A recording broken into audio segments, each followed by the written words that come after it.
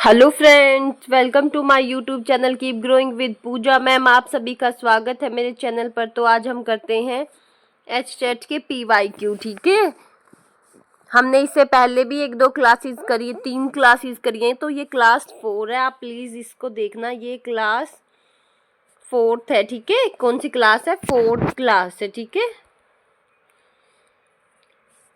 तो हम first question देखते हैं। श्रवण बाधित विद्यार्थियों के शिक्षण अधिगम हेतु कौन सा प्रशिक्षण आवश्यक नहीं है? क्या पूछा? Note which training is not necessary for training teaching learning of hearing impaired students.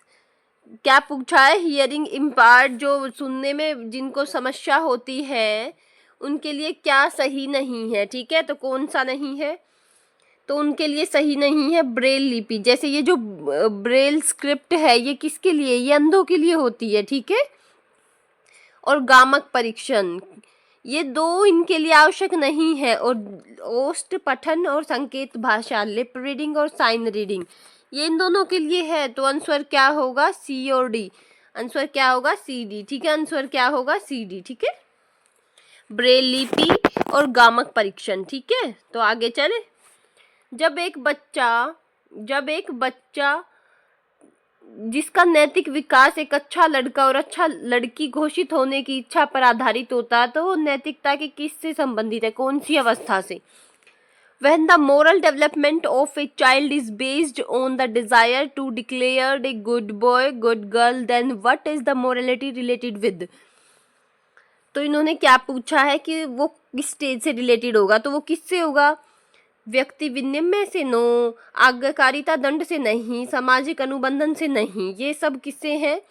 ये है लेवल फर्स्ट के stage second, good interpersonal relationships. किससे? अंतरव्यक्तिक संबंध से। तो इसका आंसर क्या होगा? D। ठीक है, और ये मोरल डेवलपमेंट किसने दिया है? कोहलबर्ग ने। किसने दिया है? कोहलबर्ग ने। निम्नलिखित में से कौन सा कथन अर्जित प्रेरकों को की सही व्याख्या नहीं करता? क्या पूछा? Which of the following statement does not correctly explain the acquired motive. कुछ हमारे एक्वायर्ड मोटिव होते हैं और कुछ हमारे इन्नेट होते हैं, जो जन्मजात होते हैं। तो ये जन्मजात नहीं होते, एग्जैक्टली ये जन्मजात नहीं होते, दे आर नॉट इन्नेट। ठीक है, तो ये जन्मजात नहीं होते। ठीक है, तो हम चलते। ये सार्विक होते, दे आर यूनिवर्सल। नहीं, ये यूनिवर्सल कैसे होंगे? इनेट मोटिव्स जो होते हैं वो जन्मजात होते हैं, जिसमें भूख, प्यास, जो हमारी प्राइमरी थिंग्स होती है ना, जीने के लिए जो आवश्यक है, वो होती है यूनिवर्सल। तो इसका आंसर ही क्या होगा?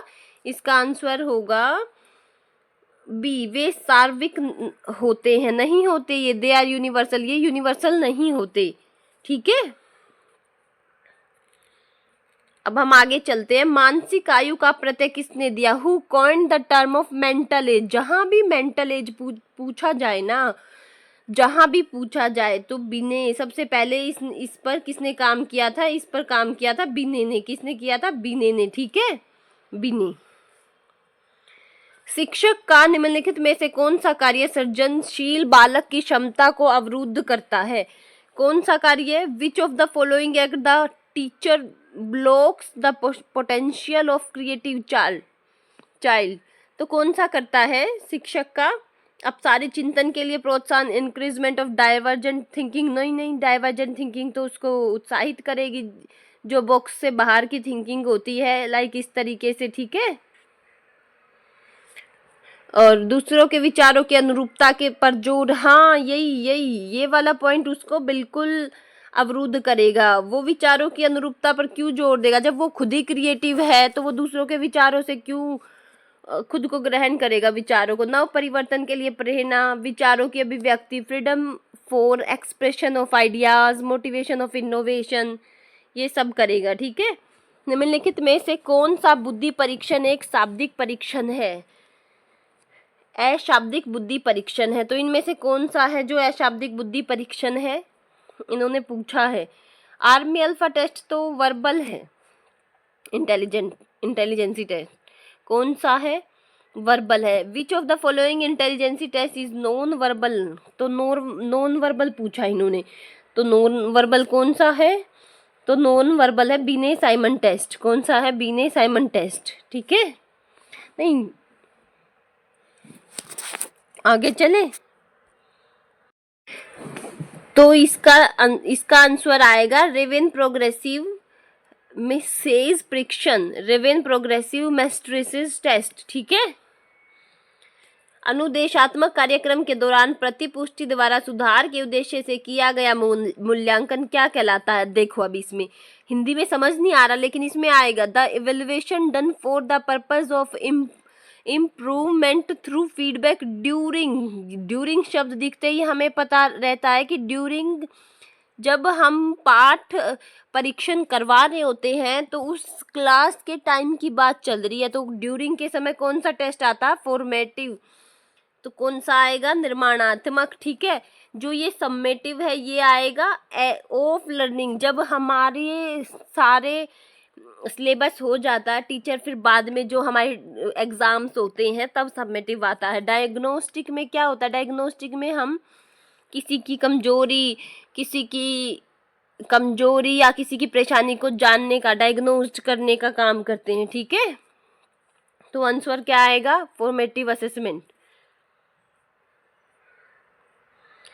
पेवलोव के अधिगम सिद्धांत का आधार किस प्रकार का सीखना है, तो वो कौन से प्रकार का सीखना है, conditioning. What type of learning is base of Pavlov learning theory, ठीक है, कौन सी है, कंडीशनड। समाजीकरण की प्रक्रिया में साथियों का प्रभाव उत्तर बाल्यावस्था के किस नाम को संदर्भित करता है, कौन नहीं करता, ये पूछा। Which of the later childhood does not refer to the influence to peer in the purpose of socialization, process of socialization, तो कौन सी नहीं है सोशलाइजेशन की, वो एक गैंगेज में भी काम करते, एज ऑफ कन्फर्मिटी, अनुरूपता की, यस वो अपने फ्रेंड्स को, लड़के हैं तो लड़के बनाएंगे, लड़कियां तो लड़कियां बनाएंगी, वो प्लेज भी, खेल आयु भी है, खेलते भी हैं, सॉरी वो खेल आयु नहीं है, ये है संक्रमण आयु, ट्रांजिशनल एज बोलते हैं उसको, खेल आयु प्रारंभिक बाल्यावस्था होती है, तो इसका आंसर क्या होएगा, प्ले एज, तो इसका आंसर होएगा प्ले एज, ठीक है। आगे चलें, ओके, तो हम चलते हैं, तो इसका है प्ले एज। कौन सा कारक अधिगम को नकारात्मक रूप से प्रभावित करता है, तो कौन सा करता है, फटीग, थकान, अभ्यास, इच्छा, अभिप्रेरणा, ये नहीं करती, ये उसको बढ़ाती हैं। विच ऑफ, इन्होंने क्या पूछा है, which of following factor negatively affect learning, ठीक है। निम्नलिखित में से कौन सा कारक व्यक्तिगत भिन्नता को प्रभावित करने वाला वंशानुक्रम कारकों में सम्मिलित नहीं है।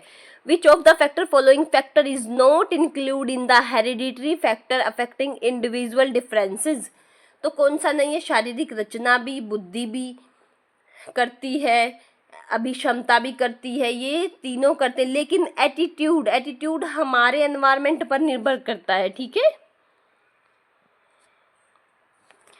थ्रोन्डाइक का बिल्ली पर सीखने के प्रयोग में एक विशिष्ट व्यवहार सीखने के लिए किस प्रकार के अभिप्रेरक का काम करता है।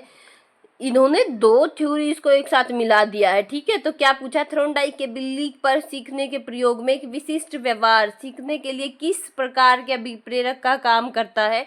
बिल्ली के सामने क्या रखा था, मांस का टुकड़ा, तो वो क्या था, उसके लिए जीने का वो था, जैविक अभिप्रेरक, बायोलॉजिकल मोटिव, लेकिन देखने में क्या लग रहा है, एक्सट्रीनिस्ट, लेकिन नहीं, वो जैविक था, वो बायोलॉजिकल था, उसे नीड थी जीने के लिए वो खाने की, ठीक है। Which of the following is not an appropriate social behavior characteristic of later childhood children, तो क्या पूछा है, उत्तर बाल्यावस्था के बच्चे की कौन सी सामाजिक व्यवहारिक विशेषता नहीं है। सहयोग भी है, कोऑपरेशन, सिंपैथी, एम्पैथी, इगोसेंट्रिक, सहानुभूति, प्रानुभूति, अहम केंद्रित, तो कौन सी नहीं है, अलग से ही पता चल रहा। जो ये एम्पैथी है ये किशोर अवस्था में आती है, ठीक है। आंसर क्या हो गया, एम्पैथी।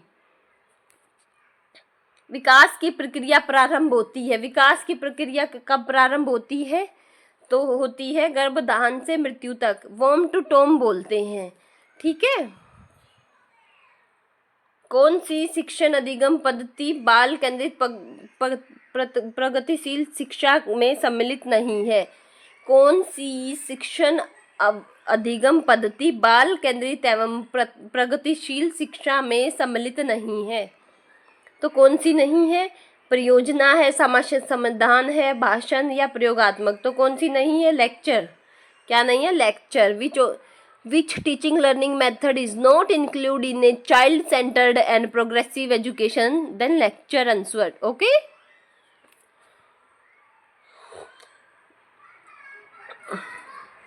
निम्नलिखित में कौन सा एक बाह्य अभिप्रेरक नहीं है? बाहरी। तो कौन सा नहीं है? Which of the following is not an extraneous motive? Approval, power, achievement, rest. तो कौन सा नहीं है? रेस्ट। कौन सा नहीं है? रेस्ट। ठीक है। विभिन्न आवश्यकताओं वाले बच्चों के लिए समावेशी कक्षा के लिए कौन सी शिक्षण अधिगम व्यूहरचना महत्वपूर्ण होगी? तो कौन सी होगी? बहुसंवेदी, सहयोगी, साथी, दल। तो ये चारों आंसर होंगे। कौन सी? Multi sensory, cooperative, peer, team. ठीक है। तो कौन सी होगी? ABCD। आगे देखो, प्रतिभाशाली विद्यार्थियों के लिए निम्नलिखित में से कौन सी शैक्षिक व्यवस्था की जानी चाहिए? तो कौन सी प्रतिभाशाली बच्चों के लिए? विच of the following educational arrangements should be made for talented student, gifted child, जो शुरू से ही बहुत इंटेलिजेंट होते हैं? तो कौन सा होगा? Acceleration, remedial, reading practice, speech therapy. इनकी तो उनको जरूरत ही नहीं होगी, वो तो खुद ही इतने तेज हैं। तो एक्सेलरेशन, त्वरण, तेज गति। ठीक है। वाइगोत्स्की के अनुसार वह भाषण जो स्वयं की ओर निर्देशित होता है उसे क्या कहते हैं? तो उसे क्या कहते हैं? Private speech. क्या कहते हैं? Private speech. किस मनोवैज्ञानिक ने अपने संज्ञानात्मक विकास में वस्तु स्थायित्व क्या पूछा है? Object permanency. किसने दी है ऑब्जेक्ट परमानेंसी? तो प्याजे ने दी है अपनी स्टेजों में। SPCF। ये उसकी 4 स्टेजेस हैं। Sensory, preoperational, concrete, formal. ठीक है। और ये जो ऑब्जेक्ट परमानेंसी इसी में आ जाता, 0 से 2 वाली में लास्ट में जाके डेवलप हो जाता है, इसमें डेवलप हो चुका होता है। ठीक है। P वाली में किसी भी कार्य का संतोषजनक प्रभाव उस कार्य के सीखने को प्रभावित करता है। सीखने का यह नियम किसने दिया है? किसने प्रतिपादित किया है? The satisfactory effect of A task affects, प्रभावित, प्रभाव। The learning of the task who propounded this law of learning. तो किसने दिए हैं? ये दिए थ्रोनडाइक ने। किसने? थ्रोनडाइक ने। Law of readiness, law of exercise, law of preparation, ये सब किसने दिए हैं? थ्रोनडाइक ने। निम्नलिखित में से कौन सा कथन संदर्भ में सही नहीं है? कौन सा नहीं है? विकास के संदर्भ में। Which of following statement is not correct in contest of development? Development involve functional changes. Development में प्रकार्यात्मक परिवर्तन होते हैं। डेवलपमेंट प्रतिमान पूर्वानुमान होता है। सभी बच्चों का विकास एक समान होता। आंसर तो हमें मिल गया। सभी बच्चों का विकास एक समान नहीं होता। All childrens develop the same. No, बिल्कुल भी नहीं होता। सब अपने अलग अलग डिफरेंसेस के साथ पैदा होते हैं, अलग अलग उनका विकास होता है। हाँ, पैटर्न एक फॉलो करते हैं, वो पैटर्न को हम प्रिडिक्ट भी कर सकते हैं, लेकिन कभी भी किसी सबका एक समान नहीं होता। कोई हाइट में छोटा होता है तो कोई बड़ा होता है, कोई ज़्यादा बोलता है तो कोई कम बोलता है। सब अपने अकॉर्डिंग चलते हैं। ठीक है। ये सामान्य से विशिष्ट की ओर भी होता है। ठीक है। तो आंसर क्या है? सभी बच्चों का विकास एक समान होता है? नहीं होता। ठीक है। निम्नलिखित में से कौन सा कथन सीखने की विधि के महत्व को इंगित करता है? नहीं करता। इसमें भी नहीं पूछा। नहीं पे बहुत ध्यान देना है। सीखने में थकान नहीं होती, स्मृति चिन्ह समेकित नहीं होते, सीखने में अभिरुचि बनी रहती है, मानसिक उपवता नहीं है। तो कौन सा कथन सीखने की विराम विधि के महत्व में को इंगित नहीं करता? थकान नहीं होती, समेकित नहीं होते, मेमोरी ट्रेस नोट कंसोलिडेट, मानसिक उपबता नहीं होती, अभिरुचि बनी रहती है। तो यही है, स्मृति चिन्ह समेकित नहीं होते हैं। अगर हम छोटे छोटे पार्ट्स में पढ़ेंगे तो हमें वो याद रहेगा। ठीक है। कंसोलिडेट कर पाएंगे हम। कौन सा निबंधात्मक प्रकार प्रश्नों का एक रूप नहीं है? जो कौन से क्वेश्चन? ऐसे type question. Which of the following is not a form of ऐसे type question? Descriptive, analytical, critical या रिकॉग्निज्म? तो कौन सा नहीं है? तो कौन सा नहीं है? प्रत्याभिज्ञानात्मक। कौन सा नहीं है? प्रत्याभिज्ञानात्मक, रिकॉग्निज्म। क्योंकि रिकॉग्निज्म तो हम इन्हीं में करते हैं ना, कि हमें एक ऑप्शन याद आया और हमने टिक कर दिया। ये सब किसके हैं? ऐसे टाइप क्वेश्चन है। बाकी वर्णनात्मक, विश्लेषणात्मक और आलोचनात्मक। ठीक है। किसी अधिगम निर्योग्यता में निम्नलिखित हस्तक्षेप सुझाए गए हैं? भाषाई समझ के प्रयास, वर्तनी सुधार के लिए अभ्यास। तो किसमें है ये? डिस्ग्राफिया। किसमें है? डिस्ग्राफिया। ठीक है। निम्नलिखित में कौन सा कथन अधिगम के संबंध में सही नहीं है? अधिगम अभ्यास द्वारा व्यवहार में परिवर्तन, अधिगम अनुभवों के परिणाम स्वरूप होता है, अधिगम व्यवहार में अपेक्षाकृत स्थायी परिवर्तन लाता है, अधिगम परिपक्वता के कारण परिवर्तन होता है। तो क्या आएगा?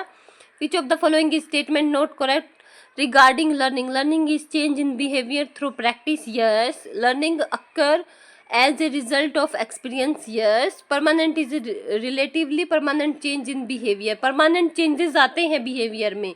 learning is a change in behavior due to maturity. maturity के कारण change आए, ये जरूरी नहीं है हर किसी में। वैसे maturity के कारण change आते हैं, पर वो विकास में, डेवलपमेंट में कंसीडर नहीं होता। ठीक है। आंसर क्या होएगा? फोर्थ। ओके, आंसर होएगा फोर्थ। आंसर होएगा फोर्थ, जिसमें लिखा है कि maturity की वजह से परिवर्तन होते हैं। एक बच्चा किसी पाठ को अपनी सुविधा अनुसार कई भागों में बांटकर सीखता है, तो ये सीखना क्या कहलाता है? ये सीखना क्या कहलाता है? तो ये सीखना कहलाता है अंश विधि, part method. A child has learn the lesson dividing in several sections. तो क्या कहलाता है? Part method. समीपस्थ विकास का क्षेत्रीय संप्रत्यय किस मनोवैज्ञानिक द्वारा दिया गया था? वाइगोत्स्की। जेडपीडी किसने दिया था? वाइगोत्स्की। ठीक है। गैने के अधिगम प्रतिपादन के अनुसार किसी संप्रत्यय अधिगम के पूर्व किस प्रकार के अधिगम की आवश्यकता नहीं होती? तो किस प्रकार के? According to the Gagne learning model which type of learning will not be required before any conception? तो अभी याद रखो किसकी जरूरत नहीं होती, तो उसके ऊपर दो ही है। तो किसकी नहीं जरूरत होती? संकेत अधिगम। ठीक है। किसकी नहीं होती? संकेत अधिगम। ठीक है। 90 से 110 बुद्धि लब्धि प्रसार किस बौद्धिक श्रेणी में प्रतिनिधित्व करता? IQ रिप्रेजेंट 90 से 110 विच इंटेलेक्चुअल कैटेगरी? तो कौन सी है? औसत, एवरेज। कौन से वाली है? 90 से 110 एवरेज है। तो कौन सी है? एवरेज है। ठीक है। कौन सी है? एवरेज है। तो इसी के साथ गाइज ये पेपर यहीं फिनिश होता है। तो हम बाकी आगे करते रहेंगे। Please share and subscribe my channel. Bye bye.